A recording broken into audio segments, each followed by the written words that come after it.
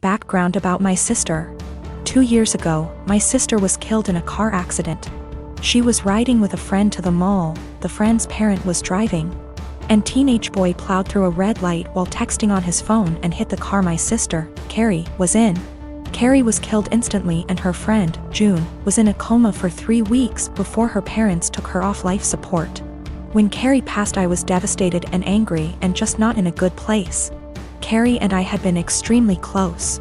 Despite a 7-year age gap between us, we enjoyed a lot of the same shows, we went to concerts together. We volunteered together, and I took it upon myself to guide Carrie like any big sister would do. Our parents were extremely busy with work most days, and Carrie and I would often cook together and do crafts when we weren't too busy with school work. Carrie wanted to be a NICU nurse when she grew up, and I helped her find a volunteer position at a local hospital to help get her gain some experience being around patients. In short, Carrie was my sister and best friend, and when she passed, I was a mess. The last craft Carrie and I made together was a set of candles. We bought the wax at a local craft store and we both made each other a candle and decorated the jar it was in. That was the day before she was killed. At her funeral, Carrie was buried with the candle I made her. The candle Carrie made me sits on my desk next to my favorite picture of her and I together at the beach. Or it did, until last week. Background about my boyfriend.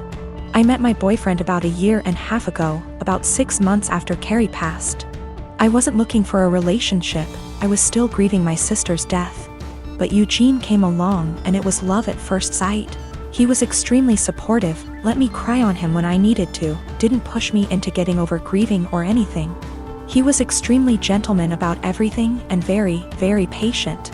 After 6 months of seeing each other pretty regularly, we made it official. Eugene came into my life at a very low point and he has always been very respectful of sentiments I keep from my sister. Never asking me to take them down, always giving me space when I needed to cry. Eugene, along with most, if not all, of my friends and family know about Carrie's candle. There was a point after she died where I would take the candle with me everywhere out of fear that someone might light it, or steal it. Or who knows what. The point is, that candle was and still is a very important part of my life and something that my sister made for me and me alone. When Eugene and I moved in together about 4 months ago, I packed away most of the reminders of my sister and put out the candle and picture on my desk. I felt that this was a huge step because when I'd lived just by myself I had pictures everywhere and a few knickknacks laying around from my sister. I wanted to make Eugene and I's home our home with just a small part of my sister there.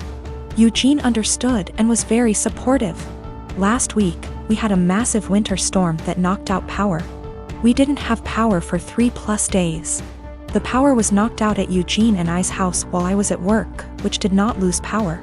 Eugene texted me that he was going to light some candles and try and get a generator, so we could have some for of power or at least be able to charge our phones / use lights / etc.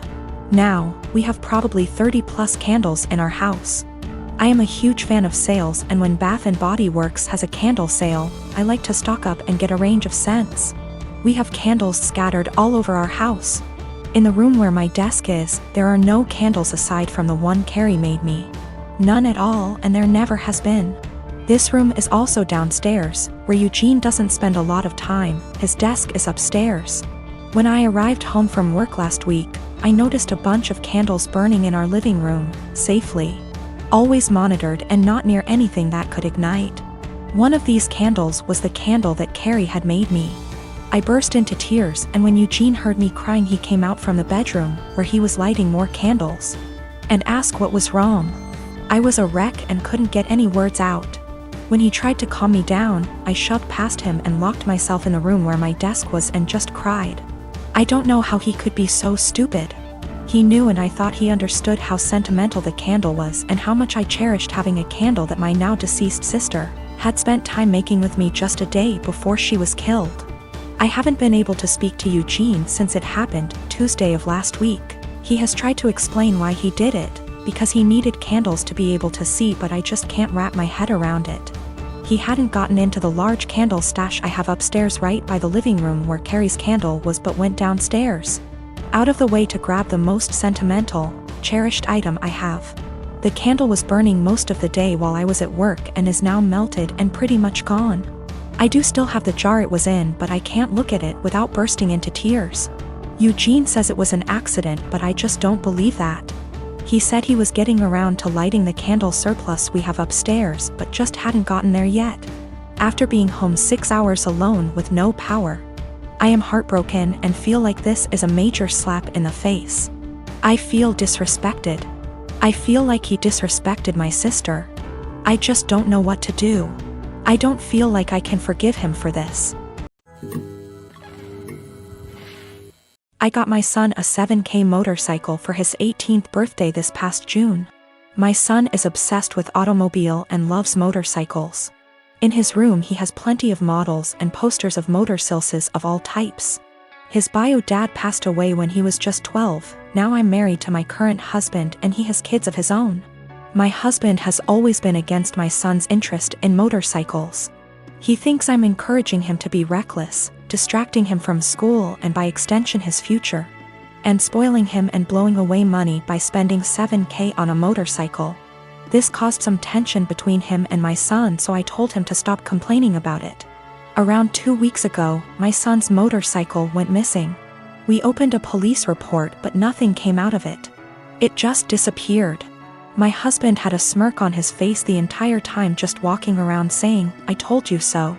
You just wasted your money." This was unbearable to hear, to be quite honest.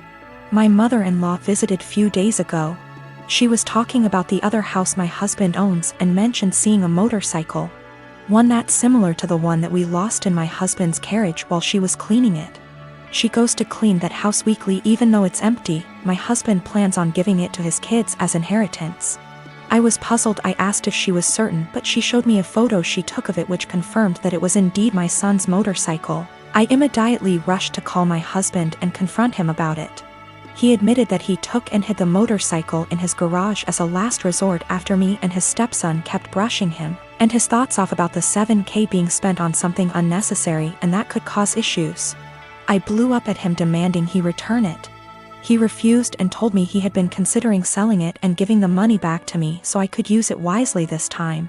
I told him I was serious and that I'd call the police. He literally said, "This is a family matter and cops can't do shit about it." I had enough. I called the cops soon as I ended the call with him. The motorcycle was found and returned. But my husband had to be taken in since there was an open file about the motorcycles going missing. He was let go eventually, but he was livid with me. He came home yelling about how awful what I did was and how crazy my behavior was. I refused to engage in the argument, but he told his entire family about it and they judged me for calling the police on my own husband, even though I already asked him to return it. He said he was just looking out for my son and that one day we'll realize that he was right, but only when it's too late. My son isn't speaking to me or my husband. I feel horrible about the whole situation and am starting to think I handled this the wrong way. My daughter received a bike from her uncle, my brother, on her 11th birthday. She was over the moon and excited to use it because it was on her wish list for so long. Days ago, I discovered that my husband reached out to my brother to ask for the recipient for the bike and returned it to the store, and kept the money for himself while my daughter was at school. The bike was at home. My daughter and I got home and she started crying after noticing the bike was gone. My husband was home at the time. He told me he returned the bike and got money in return to spend on something useful for us since the bike was just there as a distraction and there was no need for it now since we're the dead of winter. I was aggravated and lost it on him, saying it wasn't his, didn't come from him. And he didn't pay for it, so he had no right to touch it, knowing our daughter's been wanting it for a long time, and my brother was decent enough to buy it for her despite barely having money to get him by. I told him what he did was theft and insisted he hand over the money to me so I could repurchase it, but he said he spent it on stuff for the house and doesn't have any money left now. But I knew about the money he was stashing away in the bedroom that he forbade me from tossing, and I took some of it and went out to repurchase the bike while he was out the next day. He found out and verbally lashed out at me, saying I should have never touched the money he was saving for himself, which isn't much, but I lashed right back that I had to so I could repurchase the bike he took from under our daughter.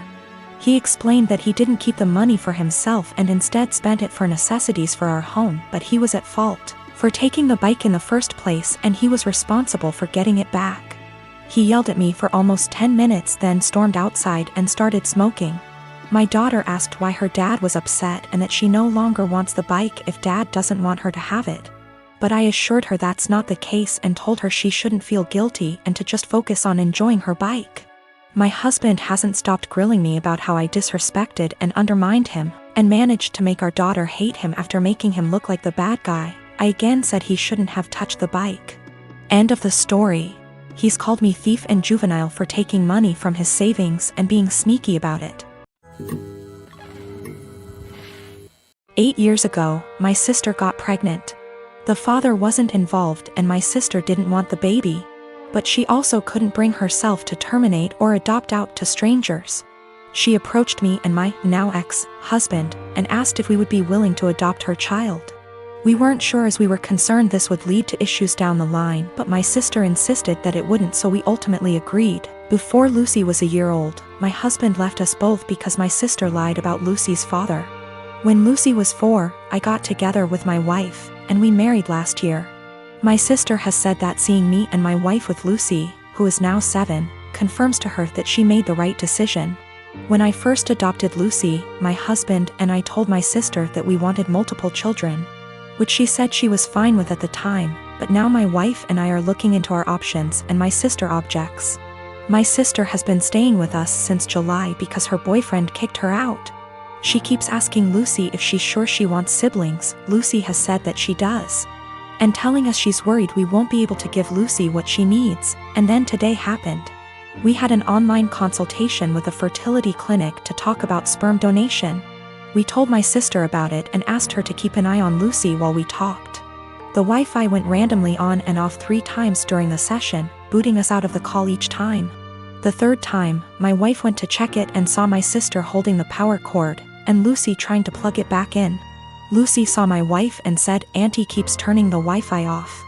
Wife plugged it back in, but we could no longer get into the session, and we got an email from the doctor saying that if the Wi-Fi is going to be this bad, then maybe we should try a more local clinic, as we can't do online consultations. When we confronted my sister, she admitted that she wants Lucy to be an only child so she has 100% of our undivided attention, and then said in a sarcastic tone, "Forgive me for only wanting what's best for my daughter." To which we responded that Lucy isn't her daughter. Things escalated until I said that my sister should go stay with our parents, and my wife drove her to their place. Since leaving, a few hours ago, she's apologized and begged to come back, and my parents have also asked me to take her back. But I've refused. They've all called me an arsehole for kicking my own sister out after one argument, because now she's unable to get to work. No car and too far to walk, and she's back in her childhood room while at our place she had a studio to herself behind the house.